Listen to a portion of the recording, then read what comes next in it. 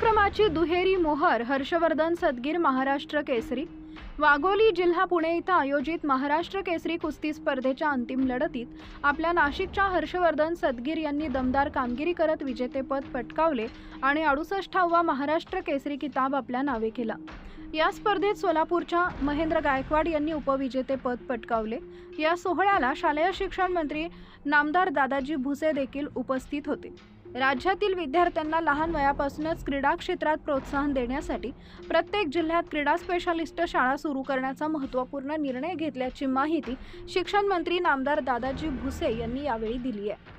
या प्रसंगी मुख्यमंत्री देवेंद्र फडणवीस यांनी विजेत्यांना आणि सहभागी सर्व स्पर्धकांना ध्वनिचित्रफितीद्वारे शुभेच्छा दिल्या।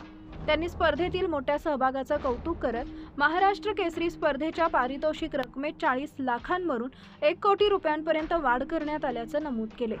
राज्यातील कुस्तीपटूंनी आंतरराष्ट्रीय स्तरावर पदके जिंकण्याचा संकल्प करण्याचं आवाहन त्यांनी यावेळी केले। या दमदार विजयामुळे नाशिकच्या क्रीडा क्षेत्रात अभिमानाची भर पडली असून हर्षवर्धन सदगीर यांच्या या ऐतिहासिक यशाबद्दल सर्व स्तरातून त्यांच्यावर अभिनंदनाचा वर्षाव होतोय। त्यांच्या जिद्द, मेहनत आणि उत्कृष्ट खेळीमुळे त्यांनी पुन्हा एकदा नाशिकच्या मातीचा दरारा महाराष्ट्रभर अधोरेखित केलाय। यावेळी कृषी मंत्री दत्तात्रय भरणे यांच्यासह अनेक मान्यवर उपस्थित होते। Subscribe now and press the bell icon. Never miss an update.